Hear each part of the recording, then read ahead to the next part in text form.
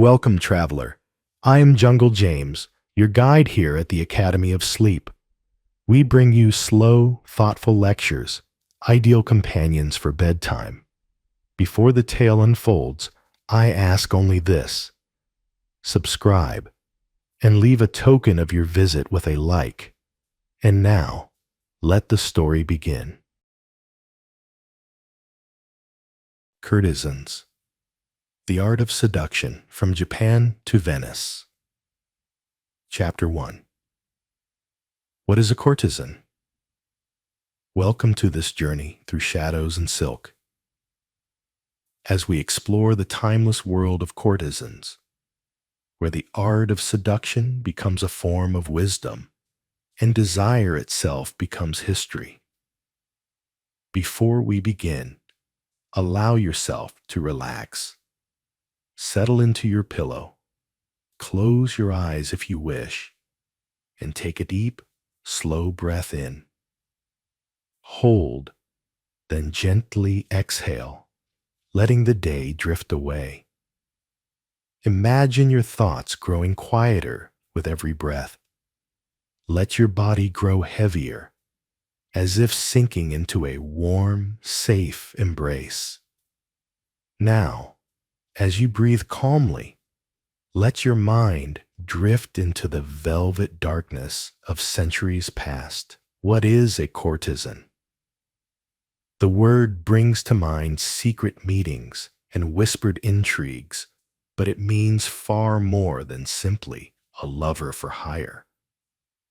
Throughout history, a courtesan was often an artist, a muse, a confidant, and a performer. Someone who mastered not only the pleasures of the body, but also the arts of conversation, wit, music, and poetry. In every culture, the courtesan walked a delicate line between worlds. Never truly noble, yet never common, she could be the inspiration for poets, the secret counselor of kings, the rival of queens. To some, she was scandalous. To others, she was a symbol of rare freedom or beauty. The courtesan's art was the art of being desired and of making that desire something refined, elusive, and powerful. Take another deep breath in. As you exhale, imagine distant candlelight flickering on silk gowns and painted fans. Courtesans existed in many forms. The Geisha and Oiran of Japan, the flower princesses of China, the Devadasi temple dancers in India, the cortigiane onesta of Venice, and the royal favorites and mistresses of European courts. Though their names and customs differed, all held a strange place of influence and vulnerability, at once admired and mistrusted, envied and exiled, celebrated and condemned. To truly understand what it meant to be a courtesan, we must let go of modern labels. In ancient Sumer, in Babylon, in the earliest cities of India, sacred prostitutes bridged the realms of mortals and gods, weaving sexuality into religious ritual and the rhythms of nature. In some ages, the courtesan was respected. Her skills and presence welcomed at court. In others, she was seen as a threat, a source of scandal, or even an outcast, living on the edge of polite society. Imagine, if you will, the transformation each evening. A simple woman dressing in silk and jewels, stepping out into a world where every gesture is a dance, every word a game, every glance an invitation or a shield. For many, this life brought privileges that ordinary women could never dream of. Learning to read and write, composing poetry, playing music, and engaging with the most powerful men of their age. For others, it was a path filled with risks, where one misstep could lead to ruin. With each breath, picture yourself gliding through these hidden worlds, down the lantern-lit streets of Kyoto, into the golden halls of Versailles, beneath the moonlit balconies of Venice. The courtesan's life was never simple. It was a performance, a negotiation, a balancing act between survival and self-expression. She was both admired and alone, powerful and precarious. Pause for a moment and notice your breathing. Let it slow, let it deepen. Imagine the worries of your day falling away, as if drawn out with every exhale. In the gentle hush of the night, allow yourself to drift further, softly, easily, into a place where stories become dreams. Why did the world need courtesans? In part, because human beings have always craved not just pleasure, but connection, beauty, art, attention, and the sense of being seen and understood. The courtesan was a reflection of society's desires and its contradictions, embodying both the promise of intimacy and the dangers of longing. Tonight, as you listen, you are invited to wander through these lives and legends, to see the world through their eyes, and to consider the meaning of seduction as an art, not merely to tempt, but to enchant, to inspire, and to reveal hidden truths. Breathe in once more, feeling calm wash over you like the cool of midnight silk. Breathe out, letting yourself settle deeper into comfort, curiosity, and peace. You are safe here, free to explore, to wonder, and to rest. As our story unfolds, we will travel across time and continents, from the floating worlds of Japan to the masked carnivals of Venice, following the golden thread of desire and artistry. For now, simply let your thoughts float on this gentle introduction, drifting like petals on a quiet stream. The night is yours, and the story is just beginning. Chapter 2: Japan, Geisha, and Oiran. Refinement as religion. In Japan, the path of seduction was never simple or crude. It was an art form, delicate, controlled, layered with tradition and symbolism.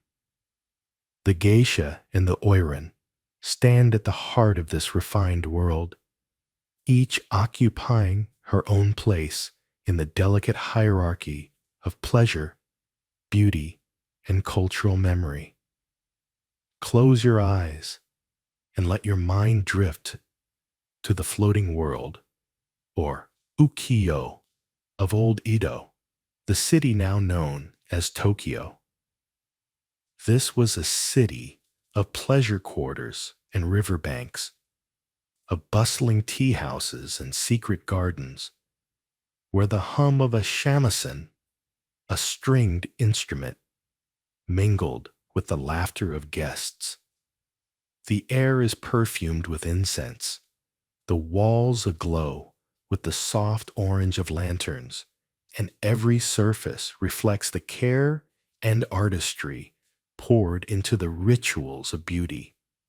The geisha, her name meaning person of art, was far more than an entertainer.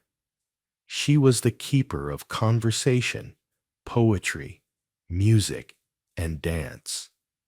Trained from a young age, a geisha learned to move with grace, to speak with wit, and to listen deeply, creating an atmosphere where her clients could forget the burdens of daily life. Her beauty was important, but her mind was her sharpest tool. A clever remark or a perfectly timed laugh might bring more joy than any elaborate kimono. The geisha's world was one of rules, rituals, and endless practice. Each gesture, a bow, a turn of the wrist, a flick of a fan, was carefully learned and endlessly repeated, becoming second nature. Even her appearance was layered with meaning. The iconic white face makeup, the bold red lips, and the elaborate hairstyles all signified her training, her status, and her place within the community. To watch a geisha pour tea or perform a dance was to witness centuries of tradition distilled into the present moment. Take a slow breath and picture the serenity of a tatami room. The laughter is soft, the conversations flow like water, and the outside world fades away. In this space, time moves differently, and the stress of the day loses its grip. The geisha's company was not just for pleasure, but for healing, a kind of companionship that soothed the mind and heart. Alongside the geisha, another figure moved through Japan's pleasure quarters, the Oiran. If the geisha was the spirit of subtlety, the Oiran was the queen of spectacle. Oiran were high-ranking courtesans, dazzling in their splendor. Their hair was piled high, adorned with combs and pins, their kimonos thickly embroidered and impossible to miss. Where geisha embodied quiet artistry, Oiran walked with stately, almost theatrical grandeur, her slow, stylized steps drawing every gaze in the street. And Oiran was expected not only to be beautiful, but to master poetry, music, dance, calligraphy, and even the games of wit played among the city's elite.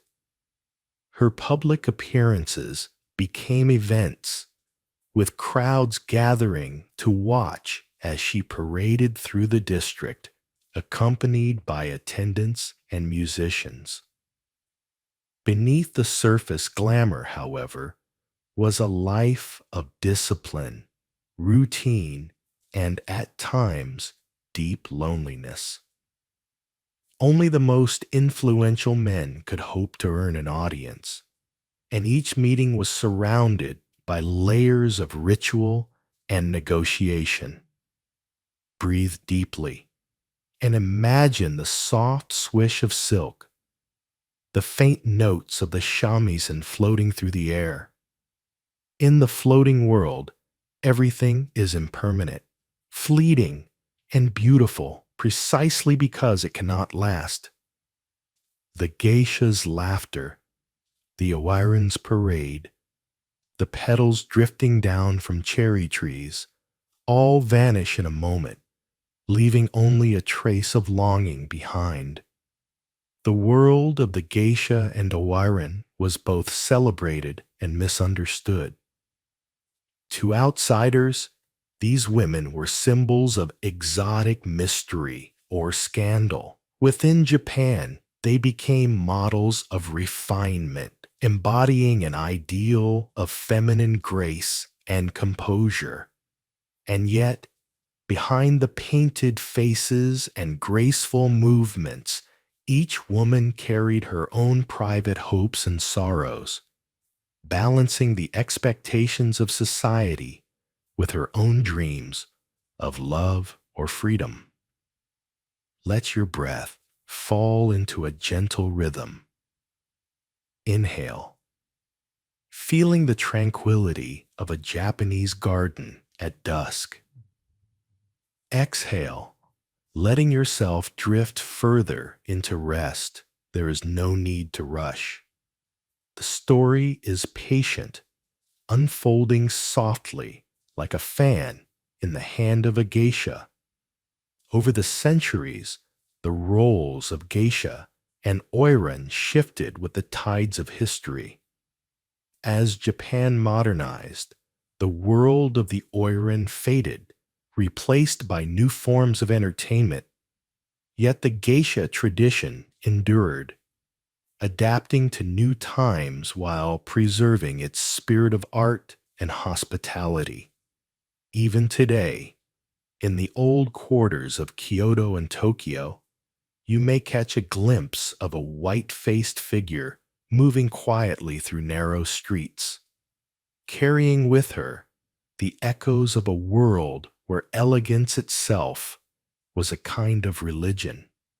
As this chapter draws to a close, let your mind linger in the hush of tatami rooms and lantern-lit alleys, the gentle sound of laughter and music still drifting through the night. Chapter 3. China. Flower Princesses in the Art of Poetry.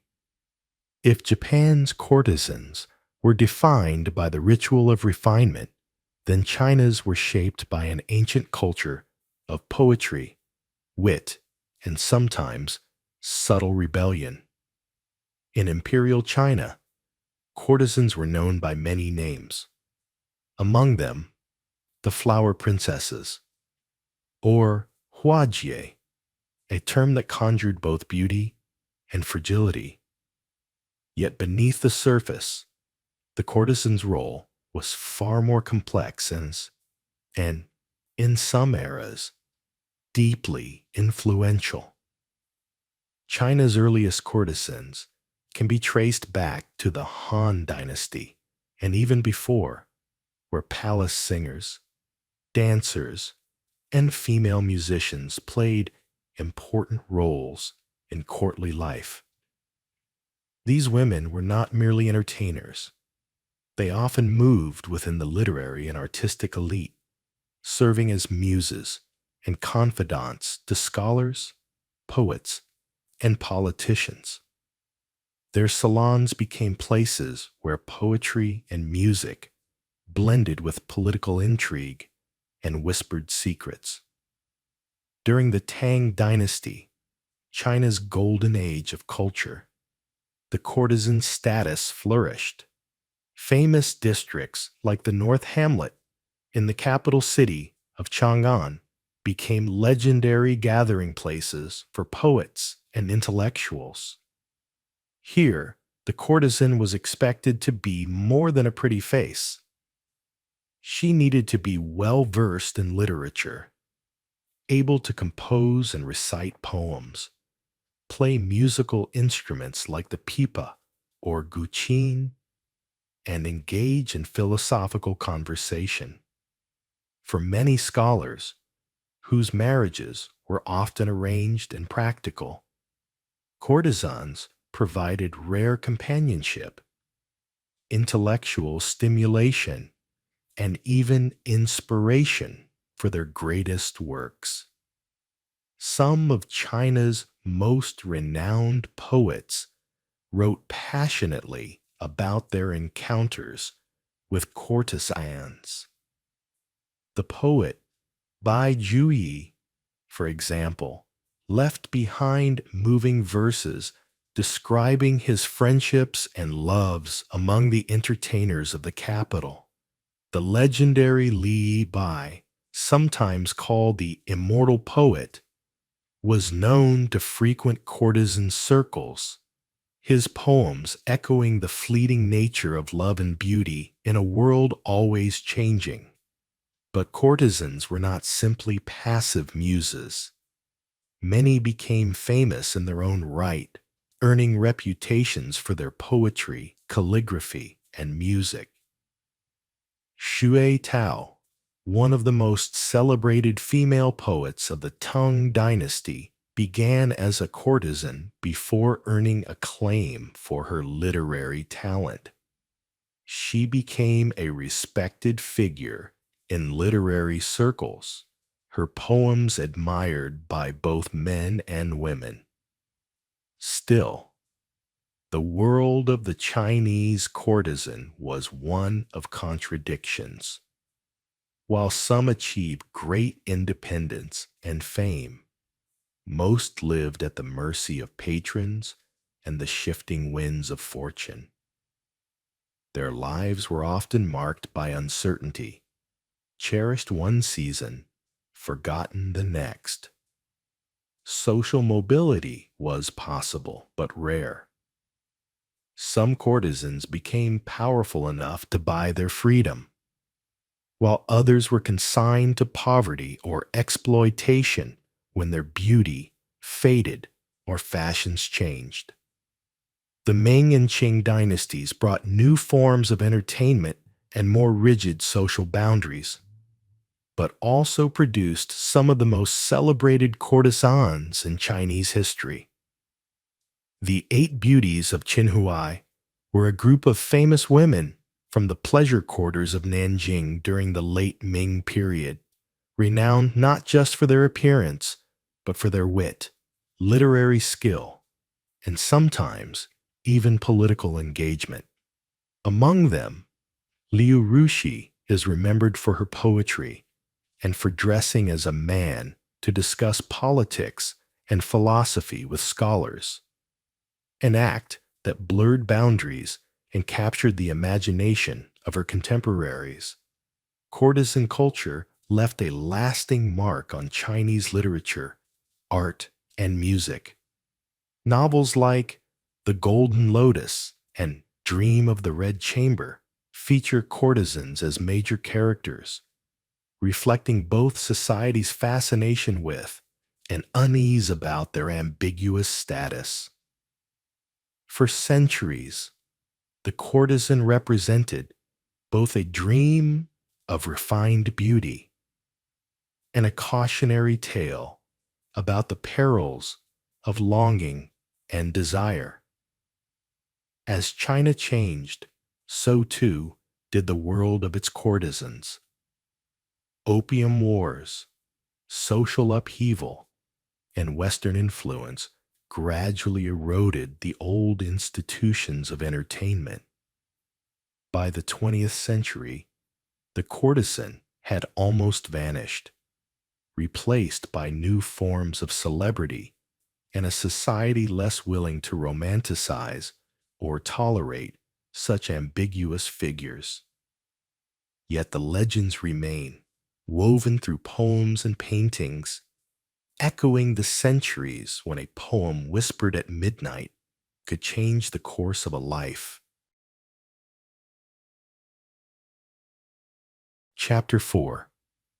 India, Devadasi, from temple service to prohibition. In the grand temples and royal courts of India, the story of the courtesan assumes a unique form, one entwined with sacred ritual, divine mythology, and profound artistry. Nowhere is this more striking than in the ancient tradition of the Devadasi, the servants of God. For over 1,000 years, Devadasis played a complex role, celebrated as dancers, poets, and musicians, but also caught in shifting tides of morality, colonial judgment, and social reform. The origins of the Devadasi tradition are lost in the mists of antiquity, but it flourished most vividly in South India, where great stone temples rose from the earth like mountains, filled with music, incense, and light. Here, girls, sometimes chosen at a young age, sometimes born into Devadasi families, underwent a ritual marriage to a deity. This act set them apart, marking them not for an ordinary domestic life, but for one dedicated to sacred performance. Training began early and was rigorous. Devadasis mastered the classical arts, most famously Bharatanatyam, but also Odissi and other dance forms, as well as singing, drumming, poetry, and the complicated etiquette of temple rituals. Their dances were more than entertainment. Each movement and gesture was symbolic, carrying stories from the Ramayana, the Mahabharata, and other epic tales. To witness a Devadasi dance was to experience a living embodiment of devotion, storytelling, and sensual beauty all at once. Yet the Devadasi's life was filled with contrasts. Unlike most women of their time, Devadasis often enjoyed rare freedoms. They could own property, earn income, and participate in cultural life. Many were highly educated, literate in Sanskrit or Tamil, and some even composed poetry or music that is still performed today. Wealthy patrons, local rulers, aristocrats, merchants, sometimes became their protectors and companions.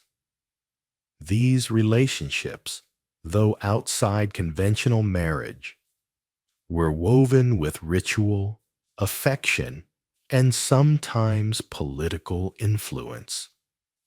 In the temple and in royal courts, Devadasis moved with confidence and authority. They participated in grand festivals, led processions, and even advised on matters of taste and culture. While some became near celebrities, their names passed down through song and legend. Others lived quietly, serving in the rhythms of daily temple life, lighting lamps, singing hymns, and tending to the images of the gods. However, as the centuries passed, the boundaries around the Devadasi's role began to blur. Social attitudes shifted. In some regions, the tradition became tangled with the world of worldly pleasure, as courtly patronage and royal entertainments sometimes overshadowed the older sacred meanings. Rumors and stories circulated, and the Devadasi, once a symbol of devotion, was increasingly seen through the lens of moral suspicion.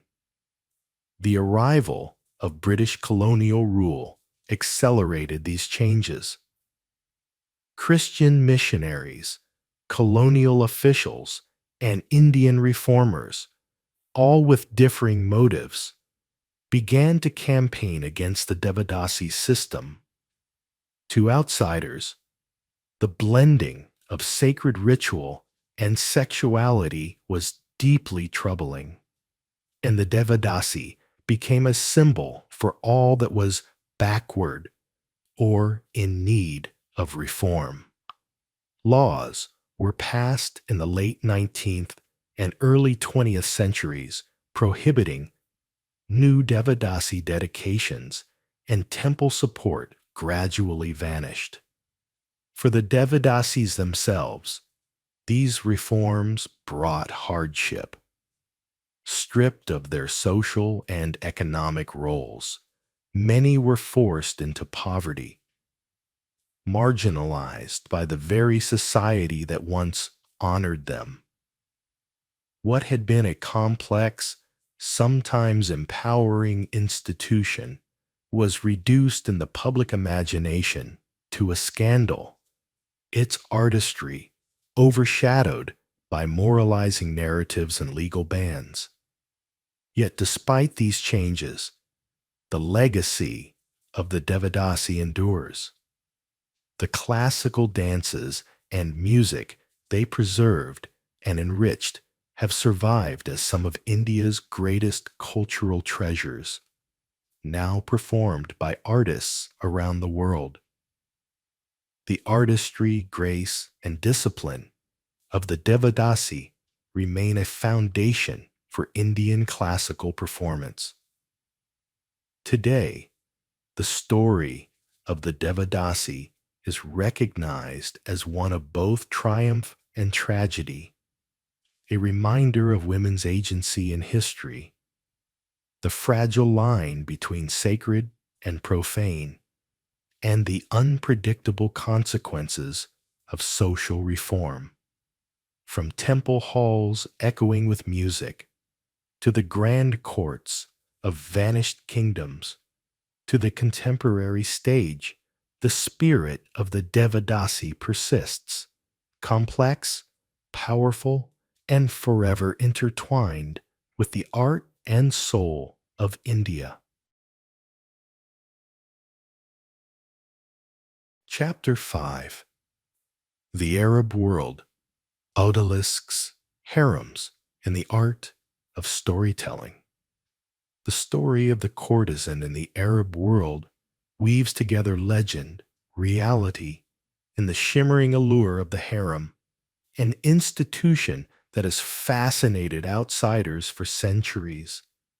Here, in lands stretching from Andalusian Spain to the palaces of Istanbul, in the great cities of the Middle East, the figures of the odalisque and the harem woman embody both fantasy and complex social history. The word harem comes from the Arabic haram, meaning forbidden or sacred. In the Islamic world, the harem was both a protected private domain reserved for the women and children of a household and a symbol of power, luxury, and sometimes intrigue. In the courts of the Abbasid caliphs, the sultans of the Ottoman Empire, and the emirs of North Africa, the harem could contain dozens or even hundreds of women, wives, concubines, attendants, and most famously, the odalisques. While European imagination often blurred these roles, in reality, the harem was a hierarchical world. At the lowest rung were the odalisques, female attendants, usually young and untrained, who served the more senior women. Only a select few, chosen for their beauty, intelligence, or artistic skill, might be educated in music, dance, and poetry, rising through the ranks to become favorites or even consorts of the sultan or lord. In the palaces of Istanbul, for example, promising odalisques were taught to play instruments, recite poetry, and perfect the art of conversation. Their success depended on charm, talent, and the ability to navigate the subtle politics of the harem. Life here was luxurious, but also highly controlled. The women's movements were restricted, and competition for the sultan's favor could be fierce. The image of the harem as a place of idle pleasure is both true and misleading. Certainly, it was a world of beauty, with gardens, fountains, music, and silks. But it was also a place of strategy and influence. The most powerful woman was often the valid sultan, the sultan's mother, who could shape politics, arrange marriages, and serve as a behind-the-scenes advisor. Favorites and consorts might secure wealth, privilege, and even political power for themselves and their children, while those who fell out of favor could face exile or worse. One of the most celebrated aspects of the harem was the art of storytelling. In a society where public roles for women were limited, the private spaces of the harem became fertile ground for imagination, wit, and the passing of oral traditions. Here, stories from the Thousand and One Nights, also known as Arabian Nights, echoed through marble halls and quiet courtyards. The legendary Scheherazade, a storyteller who used her tales to enchant and survive, became a symbol of female cunning and creativity. Through storytelling, women shared wisdom, humor, and secret dreams, their words crossing the boundaries of class and status. Poetry, riddles, and songs flourished behind the walls, giving rise to new forms of art. Some women wrote poems or memoirs that survived long after their time in the harem, offering rare glimpses into a hidden world. Despite their isolation, some harem women managed to wield remarkable influence.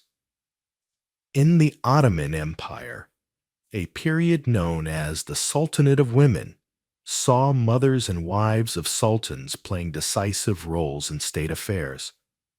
Figures like Hurrem Sultan, Roxolana, once a slave, became powerful political players, patronizing mosques, schools, and charities, and shaping the destiny of empires.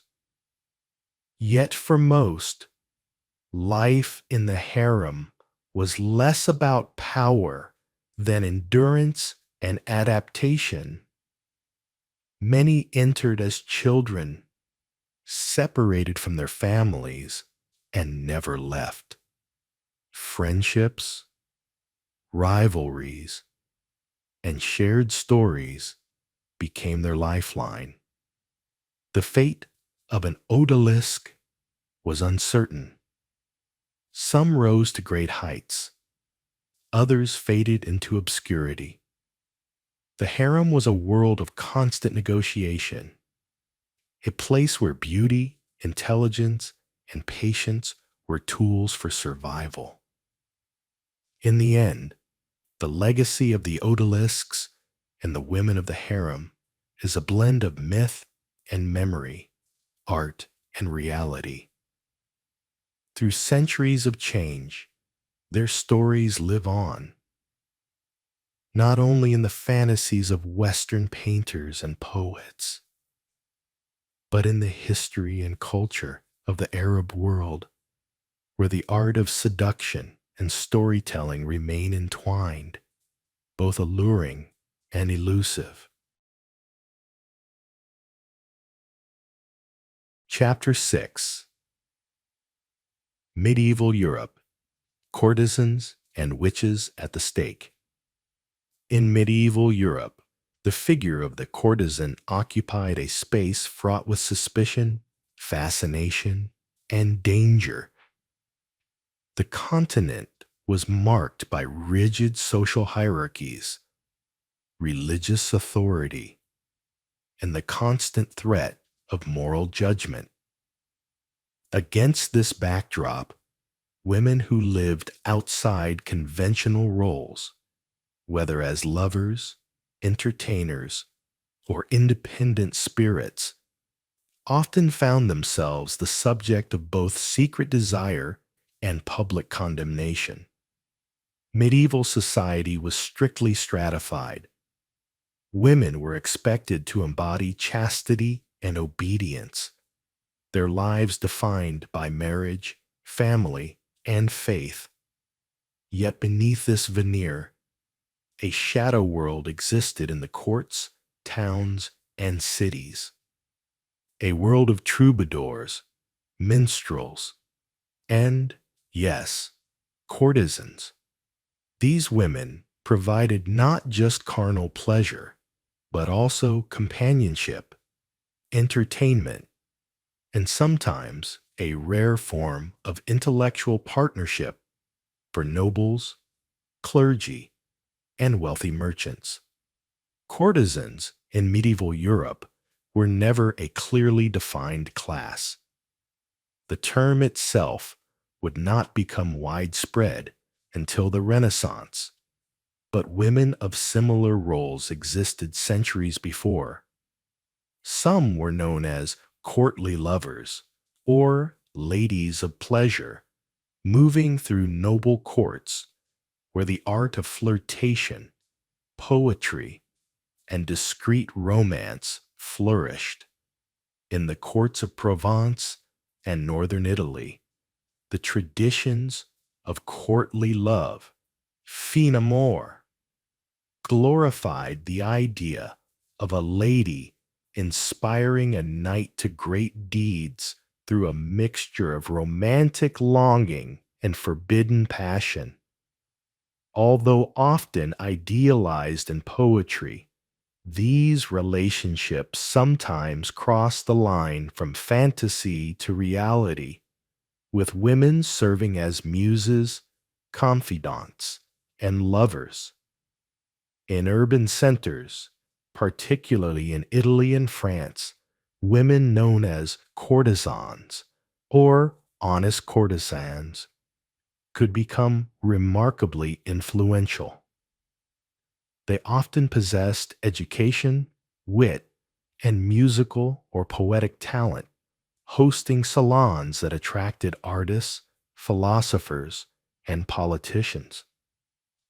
These gatherings blurred the lines between propriety and scandal, and some courtesans enjoyed patronage and protection from powerful men. For a few, this meant wealth, status, and even a measure of independence otherwise unattainable for women of their time. Yet such freedom was precarious. Medieval Europe was also a time of paranoia and persecution, where the church wielded enormous power and suspicion often turned deadly. Women who did not conform, especially those associated with sexuality, healing arts, or unorthodox beliefs, were vulnerable to accusations of witchcraft. The image of the seductive woman became intertwined with the image of the witch, both seen as threats to moral and social order. The infamous witch trials that swept through Europe from the 14th to the 17th centuries often ensnared women who were seen as too independent, too knowledgeable, or simply too different. Healers, midwives, and even successful courtesans might find themselves accused of sorcery, heresy, or making pacts with the devil. Torture, imprisonment, and execution, most notoriously burning at the stake, became grim realities for thousands. The blending of the courtesan and the witch in popular imagination reflected deeper anxieties about women's power and sexuality.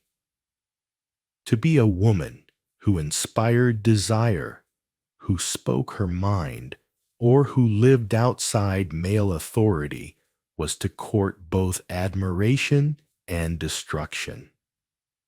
literature, and art of the time are filled with warnings.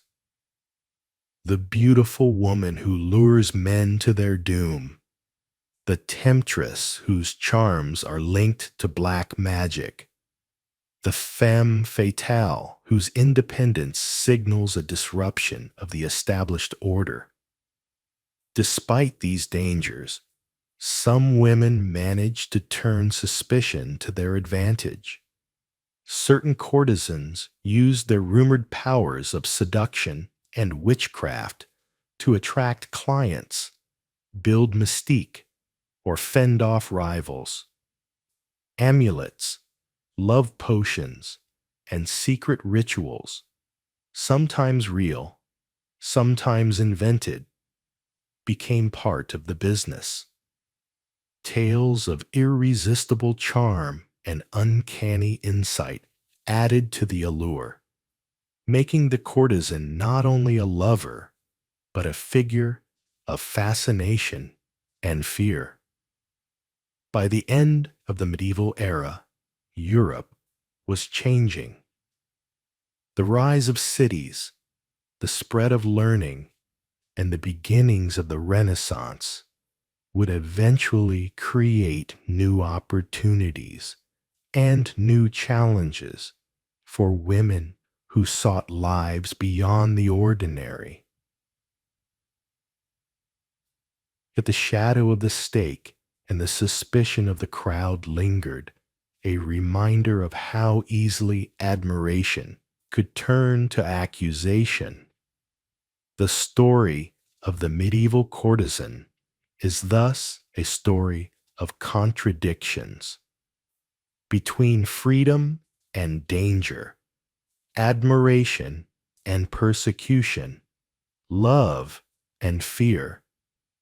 It is a reminder of how society's attitudes toward women, especially those who wielded beauty, intelligence, or independence, could be both inspired and threatened by the art of seduction.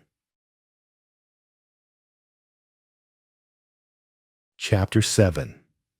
The Renaissance, Venetian Cortigiane, the elite among elites. As Europe awakened from the medieval darkness, the Renaissance ignited a new passion for art, beauty, and knowledge. Nowhere did this spirit shine brighter or more scandalously than in Venice, the queen of the Adriatic. Here, between shimmering canals and golden palaces, a unique class of women rose to heights of influence, luxury, and notoriety, the cortigiane, or Venetian courtesans. Venice in the 15th and 16th centuries was a city of contradictions. Rich in trade, cosmopolitan and decadent, it attracted merchants, nobles, poets, and artists from across Europe and beyond. Yet it was also deeply hierarchical, with strict rules governing its patrician families and political elite. In this glittering yet divided society, the cortigiana carved out a space all her own. Neither wife nor common prostitute, but something altogether more complex and fascinating. There were two main types of Venetian courtesans: the cortigiana onesta, honest or honorable courtesan, and the cortigiana di lume, courtesan of the lamp, meaning a lower class prostitute. The cortigiana onesta, Casa in particular, was celebrated and sometimes envied. These women were accomplished in literature, music, and conversation. Many could read Greek and Latin, compose poetry, play the lute or harpsichord, and engage the city's intellectuals in lively debate. Their salons became renowned gathering places for thinkers, diplomats, and artists. A cortigiana honesta was expected to maintain a striking appearance. Portraits from the period show them adorned in fine silks and jewels, their hair artfully styled, their presence commanding. Yet their appeal went far beyond beauty. They were witty, well-educated, and skilled at both entertaining and advising their wealthy patrons, sometimes outshining the wives of Venice's elite in culture and sophistication. One of the most famous was Veronica Franco, a poet and intellectual whose verses still survive today. Franco and her peers cultivated reputations as artists and muses, some even enjoying a measure of legal protection and respect rare for women of the time. They inspired paintings, poems, and plays, and their love affairs, sometimes with powerful men from across Europe, became fodder for both admiration and scandal. Yet even at their zenith, the cortigiane lived on a delicate edge. Their wealth and influence depended on the favor of patrons, and Venetian society never let them forget their ambiguous status. At any moment, the winds of fortune could shift. A powerful lover could lose interest, or a change in laws or fashion could leave them vulnerable. While some succeeded in buying property or even securing advantageous marriages for their children, others found themselves impoverished and forgotten with age. The Venetian authorities, at times, encouraged the world of the cortigiane. Regulations on clothing and public behavior were strict for noble women, but courtesans could dress extravagantly and move more freely in public. This made them not only objects of desire, but also trendsetters in fashion and culture. However, periodic crackdowns and moral panics also occurred, with officials seeking to control or curtail the influence of these independent women. What set the Venetian courtesan apart was the fusion of intellect and sensuality. Unlike elsewhere in Europe, where courtesans often operated on the margins, in Venice they helped define the city's cultural life. Their presence at festivals, in the arts, and in political circles was both celebrated and controversial. To be a cortigiana was to embody both danger and delight, sophistication and seduction, a living symbol of Venice's own dual nature. By the end of the Renaissance, changing attitudes and increasing conservatism began to erode the special status of the Venetian courtesans. Yet their legacy remained in art, in literature, and in the mythic memory of a city where, for a brief golden age, wit and beauty could buy a kind of power denied to almost all other women. The world of the Venetian cortigiana, shimmering with candlelight and intrigue, stands as a testament to an era when seduction itself was an art, and those who mastered it could shape the culture of a city famed for its love of the extraordinary. Chapter 8. France, Royal Favorites, and the Gods of Versailles. As the Renaissance gave way to the age of absolute monarchs, France emerged as the unrivaled center of power taste, and intrigue. At the heart of this golden age stood the Palace of Versailles, a masterpiece of opulence and a stage for elaborate performances of both politics and desire. Here, among marble halls and mirrored galleries, the French courtesan reached new heights of influence. No longer just a muse or companion, she became a central player in the drama of kings and queens, her life entangled with those who shaped the destiny of Europe. French history is filled with the stories of royal mistresses, known as favorites, who wielded extraordinary power. Some began as ladies-in-waiting or members of the lesser nobility, only to rise to prominence through charm, wit, and the rare ability to captivate a monarch. These women became both the confidants and advisors of kings, often exerting more influence behind the scenes than official ministers. Their names became synonymous with luxury, scandal, and sometimes even national policy. During the reign of Louis XIV, the Sun King, Versailles became the epicenter of both artistic and amorous ambition. Louis's mistresses were as famous as his battles. Madame de Montespan, one of the most powerful, was not only celebrated for her beauty and sharp intelligence, but also notorious for her rumored involvement in dark intrigues and the infamous affair of the poisons.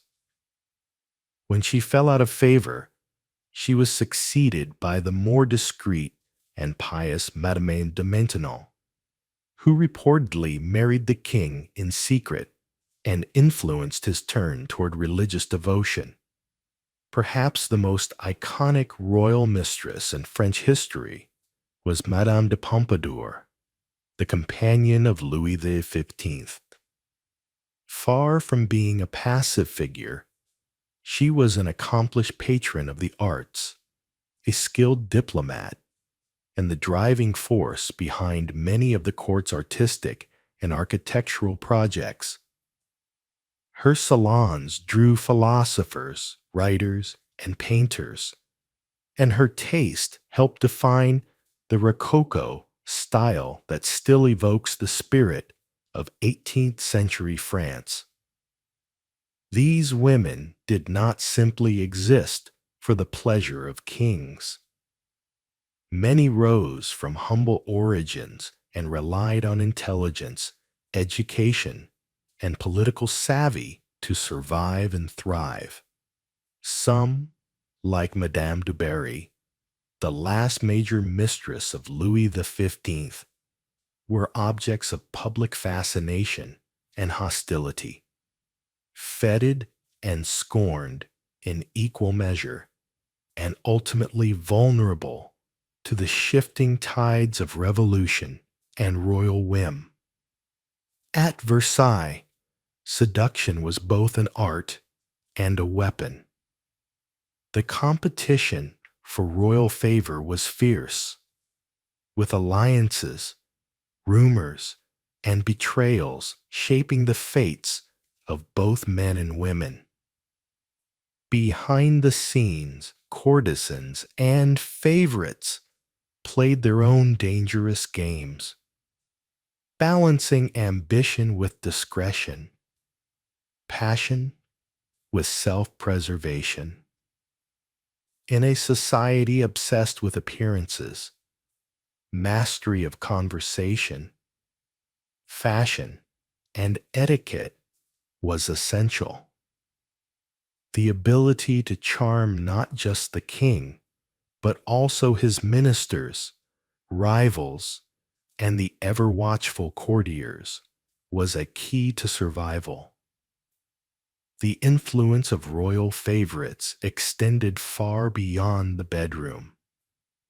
They often secured titles and fortunes for themselves and their families, guided appointments to key offices, and acted as patrons for artists, writers, and musicians.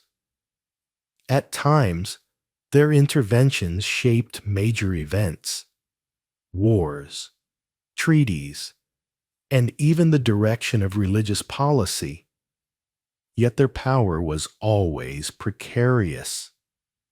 When the king's attention faded or public outrage grew, a favorite could be dismissed, disgraced, or sent into exile. The French public viewed these women with a mix of admiration, envy, and resentment.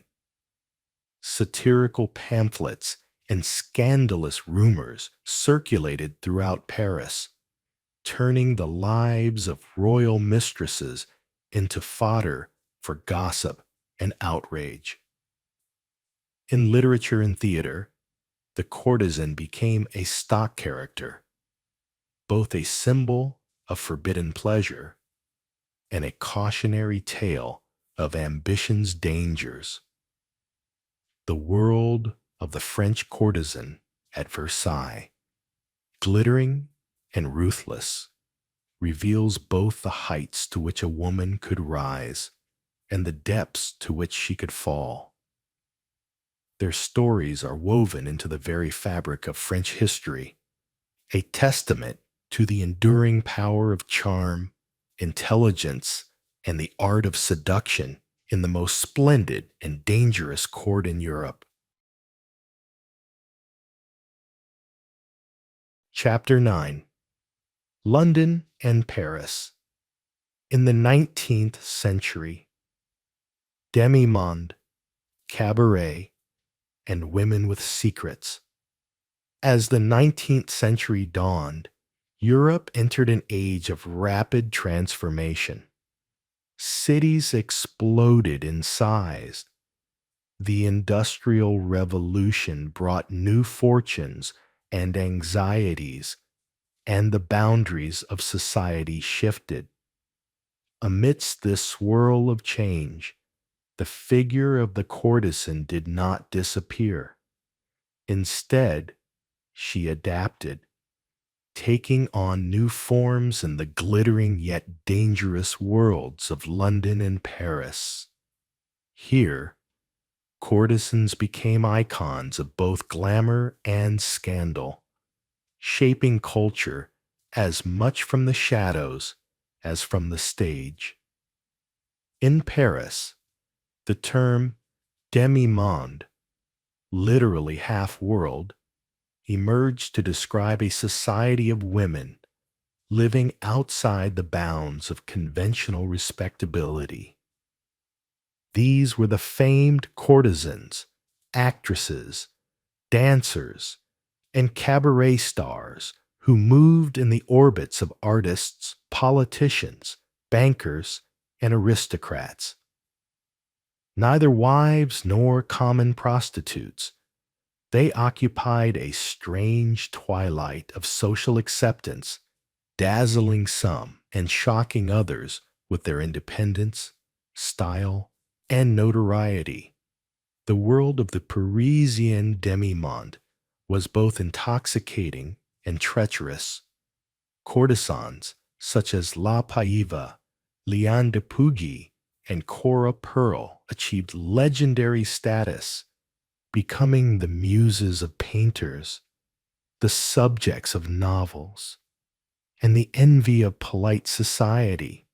Many began as dancers or actresses in the burgeoning cabaret scene, most famously at the Moulin Rouge, Folies Bergère, and other night spots that defined the Belle Époque. With wit, beauty, and sheer force of personality, some rose from poverty to luxury, amassing fortunes, townhouses, and even jewels that rivaled those of queens. These women were trendsetters. Their tastes in fashion, art, and even food could set off crazes throughout the city. At their salons and soirees, they mingled with poets like Charles Baudelaire, painters like Edouard Manet and Henri de Toulouse-Lautrec, and composers who immortalized them in music. Some courtesans, such as Sarah Bernhardt, crossed over from scandalous beginnings to become celebrated stars in their own right, commanding the admiration of Europe's elite. Yet the freedom of the demimonde came at a price. Respectability was always out of reach. The same society that applauded their style and wit could turn hostile overnight. Rumors, rivalries, and public scandals often swirled around these women, and when fortunes faded, many fell swiftly into obscurity. Illness, betrayal, or the fickleness of wealthy patrons could spell ruin as quickly as they had brought success. Across the Channel in London, the world of courtesans played out in a different but no less fascinating way. Victorian England was obsessed with morality and propriety, yet the city teemed with secret liaisons and private scandals. Here, high-class courtesans often went by the term kept women or mistresses. Figures like Catherine Walters, known as Skittles, became famous for their riding skills, wit, and connections with politicians and princes. London's elite discreetly sought their company, and newspapers reported on their fashions, love affairs, and sudden reversals of fortune. The boundaries between courtesan, actress, and socialite were often blurred. Some women used their connections to climb the social ladder, marrying into wealth or establishing themselves as independent businesswomen. Others lived lives of secrecy, maintaining double identities or operating behind the scenes as the silent partners of powerful men. In both London and Paris, the era saw the emergence of women with secrets, figures who mastered the art of survival, navigating a world that offered both dazzling opportunity and real danger. The 19th century also saw the rise of literature and art that explored the lives of these women, sometimes with empathy, sometimes as a warning. Novels like Alexandre Dumas' La Dame aux Camélias, which inspired Verdi's opera La Traviata, told the story of a courtesan's brief romance and tragic end. Paintings, songs, and plays captured the electric tension of cabaret life, the allure of forbidden love, and the social barriers that refused to yield. By the end of the century, social attitudes were changing. The demi-monde had left an indelible mark on the arts and fashions of Europe.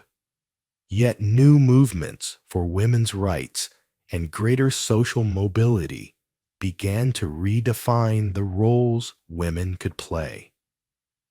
The glamour of the courtesan was both celebrated and increasingly challenged. Her legacy woven into the fabric of modernity, a reminder that beneath the surface of every age, stories of longing, resilience, and reinvention continue to unfold.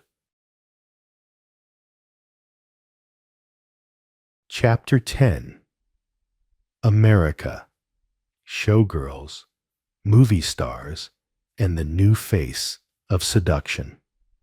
As the world entered the 20th century, a new theater of seduction took shape on the far side of the Atlantic. In the United States, the old world figure of the courtesan was transformed. No longer a secret companion to kings, but now a dazzling performer, showgirl, or even a celebrity known to millions. America's take on the art of allure became bolder, more public, and inseparable from the bright lights of stage and screen. In the late 1800s and early 1900s, New York's Broadway, Chicago's cabarets, and the neon-lit avenues of Las Vegas emerged as playgrounds for a new kind of star. The showgirl, with her sequins, feathers, and unshakable poise, became an icon of glamour and confidence. She embodied the spirit of a rapidly changing society, young, ambitious, and determined to claim the spotlight. Unlike the European courtesan, whose fame was often veiled in secrecy, American showgirls were celebrities, featured in newspapers and on posters, symbols of possibility in an age of jazz, automobiles, and modernity. Some found their start in the chorus lines of vaudeville theaters, learning the art of dance, comedy, and witty banter. Others rose through the world of burlesque, where satire and sensuality mingled on stage. The lines between performer, mistress, and socialite often blurred. Figures like Lily Langtry and Texas Guinan became household names, celebrated as much for their wit and business acumen as for their beauty. With the arrival of Hollywood, the American vision of the courtesan evolved once again. The movie star became the new muse, her image projected onto screens in darkened theaters from coast to coast. From the silent era sirens to the golden age of glamour, actresses like Clara Bow, Mae West, Jean Harlow, and later Marilyn Monroe redefined what it meant to be both desired and admired. The camera magnified their allure, and studios built entire industries around their charisma. Unlike the secretive courts of Europe, Hollywood's Seduction was a performance for the masses, democratized and commercialized. Yet even as these women broke barriers, they still navigated an unforgiving landscape. The casting couch was a notorious reality. Opportunity often came with a price, and public adoration could quickly turn to scandal. The same newspapers that elevated stars could also destroy them with rumors or expose. The private lives of showgirls and actresses became public property, their romances, heartbreaks, and rivalries endlessly dissected. For many, fame brought power. Stars commanded salaries that rivaled business titans, and some, like Josephine Baker and Marlene Dietrich, used their celebrity to champion causes, challenge social conventions, or influence politics. Others quietly leveraged their status to support families, invest in business ventures, or secure a measure of independence unthinkable in previous generations. In the speakeasies of Prohibition-era America, performers like Sally Rand and Gypsy Rose Lee made headlines for their daring acts and clever reinventions, turning the art of striptease into a new kind of fame. Even as America raced forward, echoes of the courtesan's old-world duality lingered. The blonde bombshell, or femme fatale trope, equal parts fantasy and warning, appeared in film noir and pulp fiction, capturing both desire and anxiety about women's changing roles. Movie magazines and tabloids built myths around stars, while also reinforcing the message that fame was fickle and beauty, as ever, was both currency and curse. By the mid-20th century, the culture of seduction had fully merged with consumerism. Pin-up girls graced calendars and posters, their images selling everything from cars to cigarettes. Las Vegas showgirls, with their elaborate costumes and perfectly choreographed routines, became symbols of an unapologetically American mix of spectacle and ambition. Nightclubs in New York and Los Angeles offered champagne, jazz, and a glimpse of celebrity, blurring the line between audience and participant. The American version of the courtesan was thus both more accessible and more exposed than ever before. No longer hidden behind palace walls, she was at once everywhere and nowhere. A presence on screens, billboards, and the stage, but still subject to the old uncertainties of favor, fashion, and fortune. The art of seduction had become a mass phenomenon, its rules constantly shifting, but the underlying drama remained the same: to enchant, to survive, to find freedom within the gaze of a restless world. Chapter 11. Modern Day. Instagram Muses and Digital Courtesans. As the 21st century unfolds, the world of seduction, performance, and allure is no longer confined to palace walls, theater stages, or smoky cabarets. Instead, it has been recast and globalized, spreading across high-speed internet connections and glowing smartphone screens. Today's courtesan, if the word still applies, inhabits a world of algorithms, hashtags, and curated digital personas. She is an Instagram muse, an online influencer, a digital courtesan whose stage is the endless scroll of social media. In the modern era, the art of being desired has become both democratized and commodified.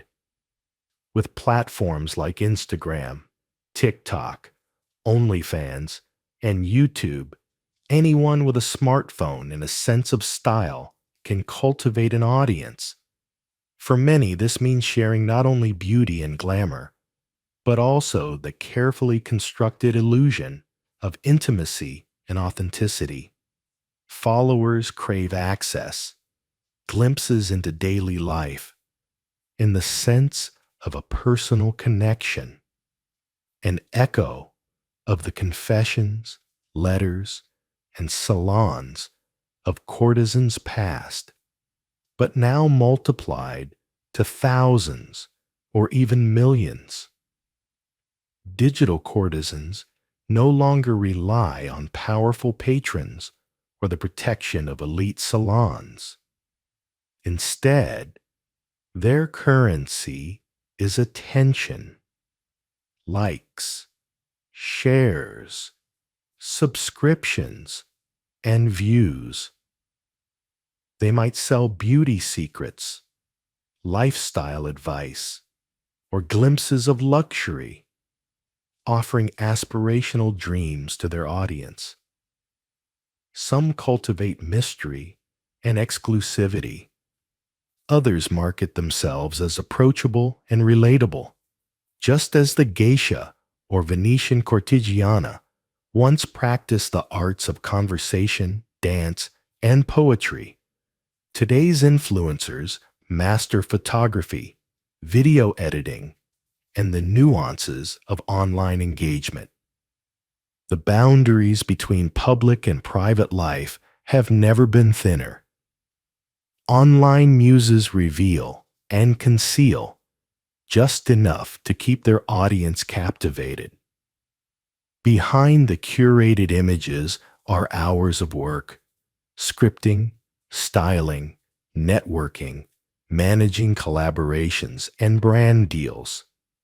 For many, the work is relentless and precarious, with algorithms and platform policies as unpredictable as the shifting favor of kings and sultans in earlier times.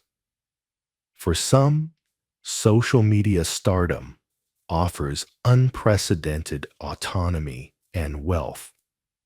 Influencers can turn beauty and charisma into lucrative careers, negotiating directly with brands, launching their own product lines, or charging for exclusive content. Platforms like OnlyFans have enabled a new generation to monetize personal allure on their own terms, setting boundaries, pricing, and content according to individual choice. In this sense, today's digital courtesans may enjoy freedoms unknown to most of their historical counterparts. Yet these new opportunities come with new risks. Online fame is famously fleeting. The pressure to remain relevant, fresh, and engaging can be exhausting. Public scrutiny, harassment, and cyberbullying are constant threats. The illusion of intimacy that draws followers can also invite intrusion and abuse. Personal relationships may suffer, and the digital performance never truly ends. Even vacations and moments of vulnerability can become part of the brand. The line between empowerment and exploitation remains as blurry as ever. For every story of success and independence, there are stories of burnout, disappointment, and even exploitation by agencies, platforms, or unscrupulous fans. As in centuries past, society remains conflicted about women who use beauty and performance to gain autonomy. Critics debate the meaning of influence, the impact on self-esteem, and the boundaries of authenticity. Is today's Instagram muse liberated, or is she simply performing new roles for a new audience, caught in another cycle of desire, attention, and judgment? Yet the digital courtesan has left her mark on global culture. The aesthetics of social media shape fashion, language, and ideals of beauty from Seoul to Sao Paulo, Paris to Los Angeles. Campaigns for body positivity, mental health awareness, and social change travel alongside sponsored posts and glamorous selfies, blurring the line between activism and performance. Some influencers have harnessed their platforms to address important issues, leveraging their reach to challenge norms and inspire change. Through it all, the age-old themes persist. the longing for beauty, the thrill of attention, the delicate dance between revelation and mystery.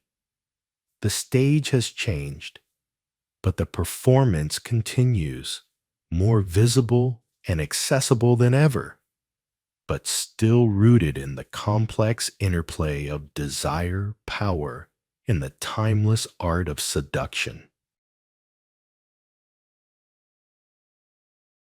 Chapter 12: Courtesans and Favorites, the Art of Seduction in Male Form. Throughout history, tales of seduction, influence, and forbidden pleasure have most often featured women, their charms immortalized in art and legend. Yet, the world of courtesans has also included men who wielded their own form of allure, masters of wit, beauty, or talent who found favor in the courts of kings and queens. These male courtesans and royal favorites, sometimes called favorites, sometimes companions, shaped the destinies of empires from behind velvet curtains and within secret chambers. The phenomenon of the male favorite reached its peak in royal courts, where power, intimacy, and intrigue coexisted in a fragile balance. In Renaissance and early modern Europe, the line between servant, confidant, and lover was often thin. Kings and princes surrounded themselves with loyal companions, men who provided conversation, counsel, and, at times, more personal forms of comfort. The influence of these favorites could be immense, and their rise often sparked envy and scandal. One of the most famous was George Villiers, Duke of Buckingham, the beloved of both King James I of England and his son, Charles III. Buckingham's charm, physical beauty, and intelligence propelled him from minor gentry to the pinnacle of political power. His relationship with James I, described by contemporaries in language both tender and ambiguous, granted him control over patronage, military campaigns, and even foreign policy. Buckingham's story illustrates both the privileges and the dangers of being a royal favorite. His fall from grace and eventual assassination, a reminder of the perilous nature of courtly intrigue. France, too, saw its share of powerful male favorites. Henri III surrounded himself with a circle known as the mignons, beautiful young men who dressed extravagantly, danced, and influenced royal policy. Their presence scandalized Paris, fueling rumors and outrage among more conservative courtiers. The Sun King, Louis XIV, relied on trusted male companions for entertainment and counsel, although the king's own romantic life was more focused on women. In Spain, Francisco Gómez de Sandoval, Duke of Lerma, became the all-powerful favorite of King Philip III, effectively ruling the country through his access to the monarch's private trust. In Russia, Grigory Potemkin was not just the lover of Catherine the Great, but also her closest political advisor, shaping the destiny of the empire with his vision and daring. Outside Europe, similar figures appeared. In Imperial China, certain emperors surrounded themselves with beautiful young men. sometimes eunuchs, sometimes artists, poets, or actors, who could exercise enormous influence within the palace. In the Ottoman Empire, trusted male slaves or companions sometimes rose to prominence through their ability to charm and advise their masters. The art of the male courtesan or favorite, like that of his female counterpart, depended on a blend of beauty, intelligence, discretion, and timing. Sometimes these men served as lovers, but just as often they were confidants, entertainers, and indispensable aids. Their ability to navigate the shifting politics of the court was essential for survival, as jealous rivals and shifting fortunes could bring sudden downfall. In some societies, these relationships were accepted or even celebrated.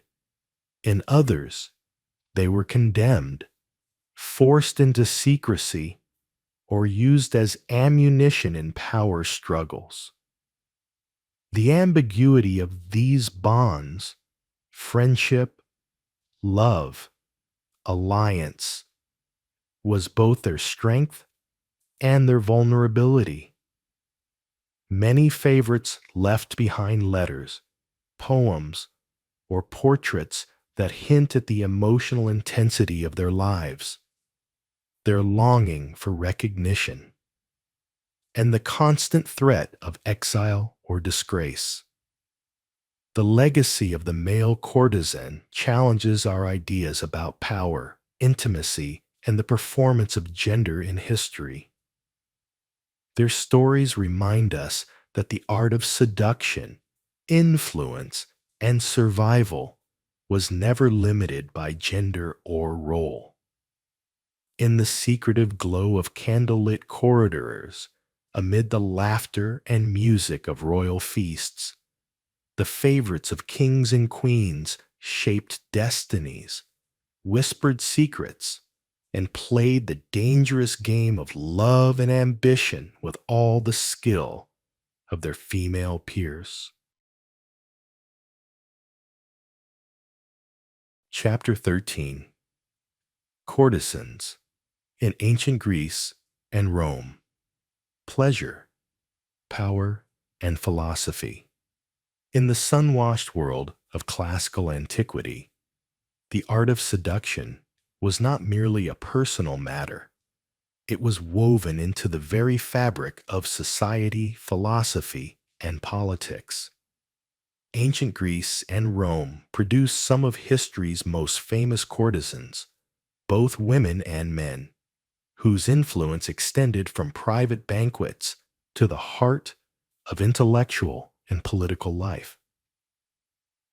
In Greece, the word hetera denoted a class of courtesan unlike any other. Unlike ordinary prostitutes, heterae were educated, cultured, and expected to be witty companions as well as lovers. They moved freely in circles where respectable women were rarely seen. Philosophers' symposia, poets' gatherings, and the elite salons of Athens. Some, like the legendary Aspasia of Miletus, became partners of powerful men, in her case Pericles, and participated in the great debates of their age. Aspasia was admired not only for her beauty, but for her intellect and her role in shaping Athenian society and even policy. Plato and Socrates, in their dialogues, often discuss love, desire, and wisdom, blending the sensual and the philosophical in ways that would echo through the centuries. The heterae wielded real influence, and their companionship was considered both a privilege and a mark of sophistication. Unlike wives, whose roles were circumscribed by custom, hetairai were free to converse, argue, and inspire. They appeared in plays and comedies, often depicted as clever, resourceful, and sometimes subversive characters who could outwit even the most powerful men. They also became the muses of poets, sculptors, and painters, immortalized in verse and marble. But the world of ancient Greece also recognized male beauty and same-sex desire in a manner unusually frank by later standards. Male courtesans, sometimes known as pueri, boys, or simply as beloveds, played roles in the social rituals of aristocratic men. Pederastic relationships, though controversial by modern standards, were part of a broader culture of mentorship, friendship, and sometimes romance. In symposia, both male and female courtesans might perform, recite poetry, or offer company to elite guests. There are references in literature and vase painting to boys who charmed the city's great men and sometimes achieved lasting fame or infamy. In Rome, the courtesan's role evolved, influenced by both local custom and Greek precedents. The word meretrix, from which the English word meretricious descends, described women who sold love. But the boundaries between low-status prostitutes and high-class courtesans were always shifting. The most celebrated courtesans, often slaves or freedwomen who had bought their liberty, could amass considerable wealth and wield influence in the worlds of art, fashion, and politics.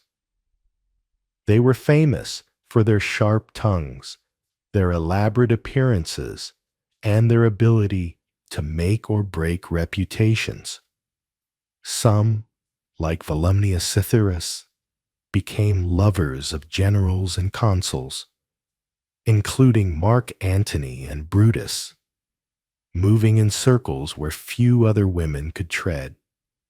Roman society, for all its stern laws and public morality, was fascinated by eroticism and theatricality. The city's streets were filled with entertainers, mimes, dancers, and both male and female sex workers.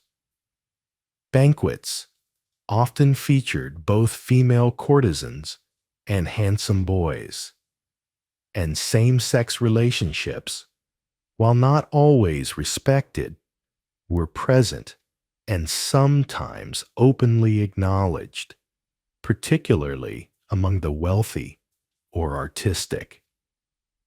The Emperor Hadrian's love for the beautiful Antinous was commemorated across the empire in statues and poetry, giving a rare glimpse into the emotional bonds that sometimes cross the boundaries of gender and social status. At the heart of the ancient Mediterranean world, then, the courtesan, female or male, was more than an object of pleasure. They were conduits for art, conversation, satire, and philosophy, challenging the lines between the sacred and the profane, love and power, body and mind. Their stories reveal a culture far more complex and diverse in its understanding of desire than many societies that followed, In the taverns and palaces of Athens and Rome, the laughter and arguments of courtesans echoed alongside the musings of philosophers and the edicts of emperors. Their presence shaped not just the private pleasures of the elite, but also the art, literature, and very thinking of their age, reminding us that the art of seduction in all its forms has always been as much about wit, freedom, and connection as about beauty alone. Chapter 14. The Forbidden Courts. Courtesans in Imperial Russia and the Eastern Bloc. The story of courtesans in Russia and the Eastern Bloc is less gilded than that of Venice or Paris, yet equally intriguing, full of shadows, secrets, and the clash between desire and ideology. Behind the forbidding facades of palaces and party headquarters, the art of seduction survived, adapted, and sometimes flourished, even when society strove to deny or suppress it. In Imperial Russia, the world of the court was marked by grandeur, excess, and a particular vulnerability to passion and intrigue. Here, power was personal and often intertwined with the intimate lives of the czars, their consorts, and their most trusted advisors. Russian rulers, from Peter the Great to Nicholas II, maintained glittering courts where art, diplomacy, and desire mixed in often unpredictable ways. Royal mistresses, favoritki, held real influence in these circles, though always in the shadow of public censure. Catherine the Great's reign is perhaps the most famous example. Catherine, originally a German princess, rose to power through intelligence, will, and a network of powerful lovers. Her court was home to a succession of favorites, many of whom she raised to noble status. Men such as Grigory Orlov and Grigory Potemkin not only shared her bed, but shaped Russian policy, military campaigns, and culture. Their rewards were enormous, but so too were the risks. Falling from favor could mean exile, disgrace, or even death. But it was not only male favorites who left their mark. Russian high society, particularly in St. Petersburg and Moscow, harbored women who played the role of courtesan, sometimes in semi-official capacities.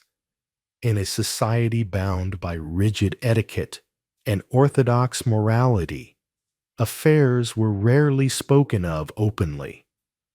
Yet salons buzzed with gossip about little wives, morganatic wives, and kept women. Actresses, dancers, and singers often became the mistresses of aristocrats, enjoying privileges but always walking a tightrope between admiration and scandal. Some, like the ballerina Matilda Kshasinska, navigated affairs with both Nicholas II and his cousins, wielding influence not just on the stage, but in the highest echelons of power. The Russian arts, rich with longing and melancholy, often reflected this undercurrent of forbidden desire. The poetry of Alexander Pushkin and Anna Akhmatova, the operas of Tchaikovsky, and the novels of Tolstoy and Dostoevsky teem with passionate liaisons, tragic mistresses, and women who used their wit, beauty, and courage to survive a world ruled by men. With the fall of the Romanovs and the rise of the Bolsheviks, official attitudes towards sexuality and seduction hardened. The new communist regime championed ideals of equality, chastity, and purity of morals. The openly decadent lives of the czars and their mistresses were denounced as symbols of bourgeois rot. Yet the allure of forbidden pleasure did not vanish. Instead, it adapted, going underground and sometimes re-emerging in unexpected forms. In Stalinist Russia and the later Eastern Bloc, overt displays of sensuality and luxury were taboo. Yet, the party elite developed its own shadow court of entertainers, actresses, and companions, some of whom operated as unofficial courtesans. Access to Western goods, travel, or favors depended on connections, charm, and sometimes intimacy with powerful men. Rumors swirled about secret parties, protected mistresses, and hidden dachas where party officials could indulge desires far from the prying eyes of the public. Eastern European cities like Warsaw, Prague, and Budapest also had their own subcultures of seduction, operating discreetly beneath the gray veneer of socialist realism. Artists, writers, and performers, sometimes stifled by censorship, created coded works that hinted at eroticism, longing, and the struggle for freedom. In some cases, courtesans and lovers of high-ranking officials became valuable sources of information, acting as go-betweens or even spies. By the late 20th century, as the Iron Curtain began to fray, stories of lavish corruption, secret romances, and the old arts of seduction resurfaced in memoirs, films, and rumors. The courtesan's role, always at odds with official morality, survived by transforming, sometimes as an actress, a singer, or simply as the keeper of secrets. The forbidden courts of Russia and the Eastern Bloc reveal a recurring truth. That desire, art, and influence are forces not easily stamped out. Even under the weight of empires or ideologies, the ancient games of love and power find new forms, leaving behind tales of beauty, audacity, and survival in the most unlikely places. Chapter 15. The Art of Being Desired. Curse or Power. Across centuries and continents, the story of the courtesan has been one of paradox. Admired and envied, yet condemned and misunderstood.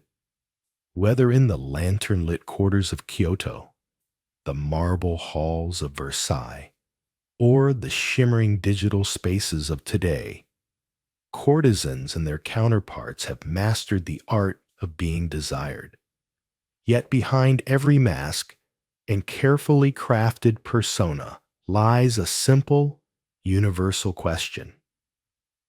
Is the power of desire a gift, a burden, or perhaps both? For some, the art of being desired has meant access to education, freedom, and even influence. Courtesans have found ways to transcend the limitations of their eras, entering salons and courts where their voices could be heard, their art celebrated, and their wit appreciated. They inspired masterpieces of music, poetry, and painting. They guided rulers, shaped trends, and sometimes even changed the course of history. The seduction they practiced was not simply about the body, but about presence, an ability to captivate the senses and the mind, to awaken longing, curiosity, and admiration in those around them.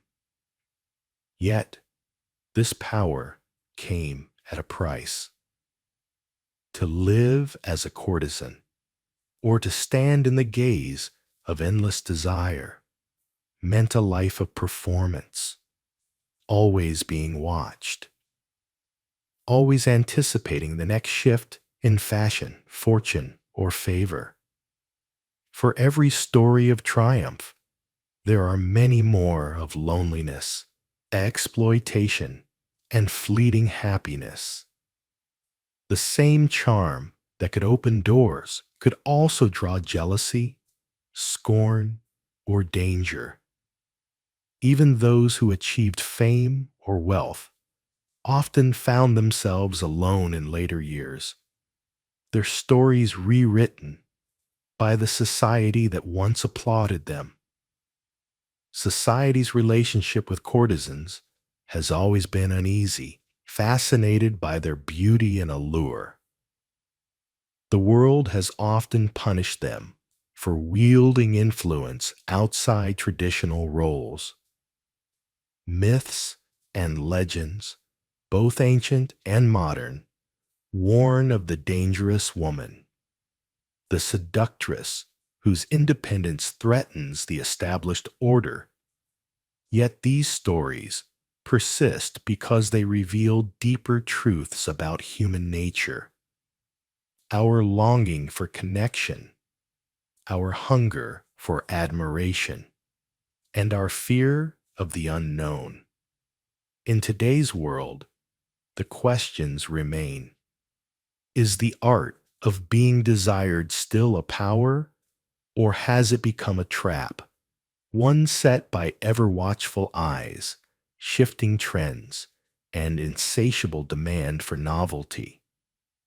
Or perhaps has it become a new form of freedom, a way to define one's own image and tell one's own story to an audience of millions? What is clear after this journey from ancient temples and royal palaces to neon-lit stages and digital screens is that the art of seduction has never been simply about pleasure. It is about presence, about being seen and seeing others in turn. It is about the stories we tell, the images we create, and the longing, both tender and dangerous, that lingers at the heart of every human encounter. And so, as this lecture comes to a close, let us remember the courtesans, not just as objects of desire, but as artists and survivors, individuals who, in every age, have sought meaning, beauty, and agency in a world that often wished to define them by only a single aspect. Their stories remind us to look beyond appearances, to question easy judgments, and to value the complexity of every life. Now, as you prepare to drift into sleep, allow the images of silken gowns, candle-lit salons, and whispered secrets to soften and blur. Let go of the day's worries and judgments, and imagine yourself in a world where art, beauty, and presence are enough. Take a slow, gentle breath in and exhale, releasing any tension. Your mind is free to wander, safe and unhurried. You have traveled through centuries of longing, laughter, sorrow, and triumph. You have witnessed the art of being desired in all its light and shadow. Now it is time to rest. May your dreams be gentle, your night peaceful, and your heart open to the beauty and stories that await you, both in sleep and in waking life. Good night, and may you be cherished, not just for how you are seen, but for all that you are. Thank you for listening, friend. Please subscribe and leave a like. Your quiet support helps us keep crafting peaceful journeys for you. Until next time.